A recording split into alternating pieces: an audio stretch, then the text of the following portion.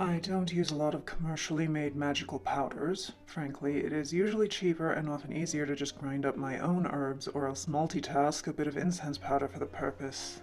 However, in cases where one needs to influence another person and has access to them, I have discovered powder to be the best mode of working on them.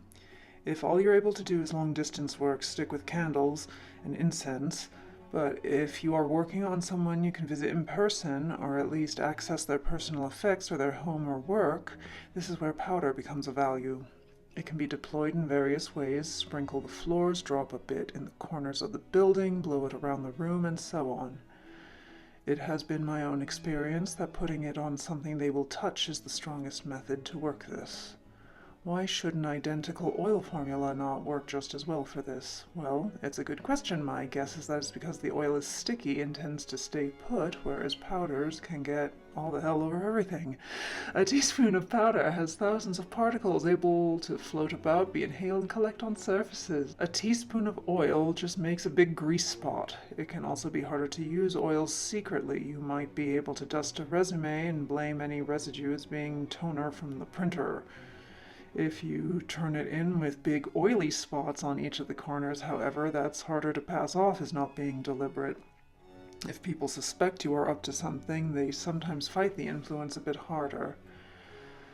Another benefit of powders is that they have the power to enhance candle or incense spells. I never had anyone tell me this, yet I've observed several others also figured out this trick.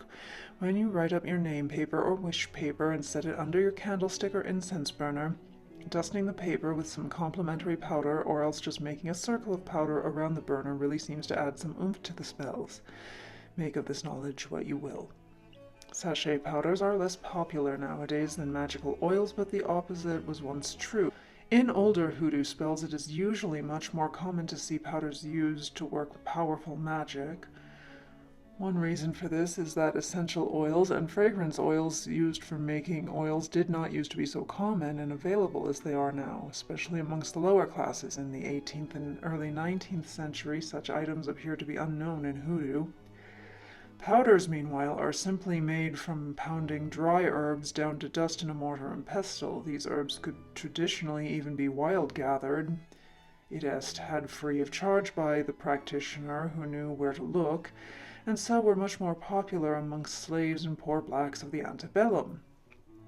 Modern-style sachets are meant to be appropriate to use as a body dusting powder, and are usually cut with talc or starch. While this has become an element of the tradition for how they are now used, raw herbs cannot be dusted on the body in this same way without leaving telltale smudges. It is a newer development apparently coming about in the 20th century as commercial perfumes and beauty products started to be incorporated into hoodoo practice.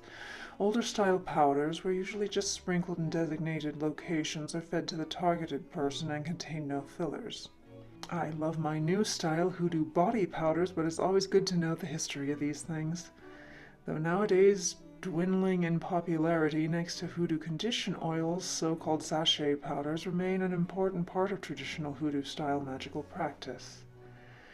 The name likely evolved from the early 20th century mail-order catalog era, when companies selling occult supplies had to be careful not to make claims about their products, regardless how traditional or effective they were, containing or producing any supernatural qualities. Doing so would put the owners at risk of prosecution for postal fraud and false advertising under the laws of the day.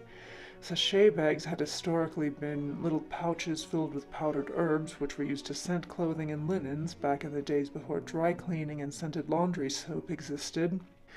An occultist could claim that his or her herbal powder blends were simply meant to be used as sachet powders for perfumery, and that names like Come to Me or Essence of Bend Over were only meaningless brand names for the fragrance blends, thereby skirting the law. Powder blends go a long ways back, predating the use of anointing oils in the tradition that would come to be known as hoodoo. The Petit Albert, circa 17th century, describes sprinkling and blowing powders on people for magical or gaining mental or physical control of them, and the black slave Henry Bibb likewise was told by a conjureman in the early 19th century to sprinkle powder on his master to gain influence over him. Beyond dusting people with powders to control them, by the 20th century there are accounts of burying powders on property to effect some influence over the property of those who dwell inside. The Black Cat Protection Spell is a working of this type, collected from an old-time informant. Sprinkling powders in the four corners. Many spells or casters advise sprinkling a pinch of salt or sometimes herbs or appropriate powders in the corners of the house/room where the spell is being done. For example, were I casting an attraction spell, I might sprinkle a pinch of attraction powder in each corner. For a harmful spell, I could put some salt in the corners to protect myself from cross-contamination. In a money house blessing, some money house blessing in each corner would assuredly be beneficial. I'll admit many of my most successful spells included this step, but that is not to say all spells where I did not perform this were failures. Additionally, I've never noted any particular luck in spells where the entirety of the spell is to just sprinkle the corners. This seems to work best as an assistance to a foolish spell.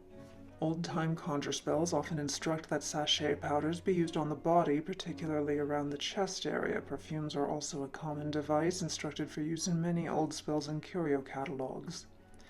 These were common products at the time and were used as part of a person's daily toilette to keep a person fresh and sweet-smelling.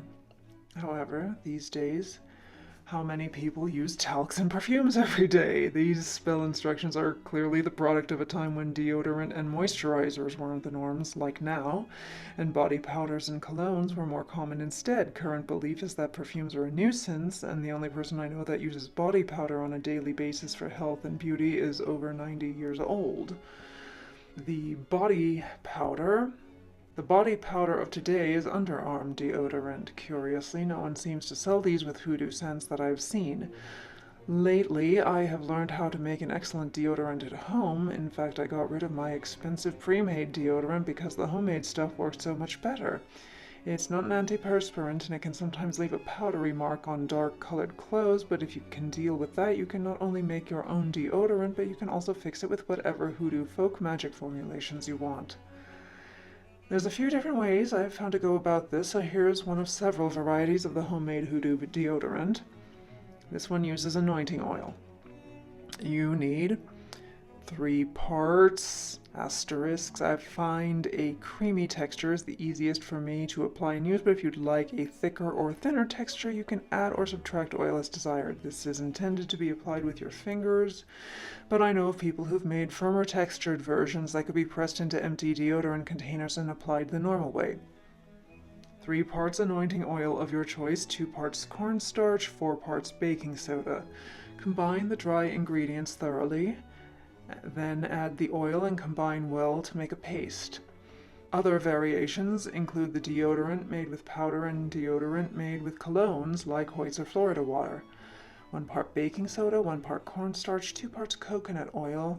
Essential oils, use your judgment. Spicy scents like cinnamon need to be used more cautiously than something mild like rose oil. The mixture is to be well combined and rubbed onto the underarms. Coconut oil is specified for its antibacterial qualities. Additionally, you may add a small pinch of well-powdered herbs to this mixture if your desired herbal ingredient doesn't come as an essential oil, for example, John the Conqueror root.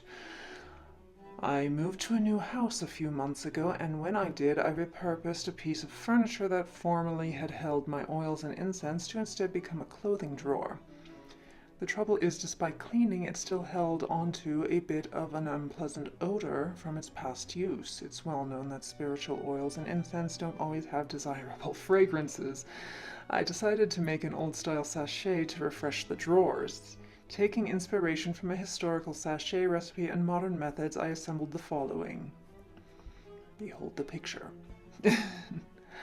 Herbs, essential oils, and baking soda. The soda will help purge and purify any unwanted smells, while the herbs and oils will add new, desirable fragrances. I decided to make my sachet after a classic Van, including the cinnamon and rosemary from the old New Orleans recipe. A coffee filter serves as the container for all this.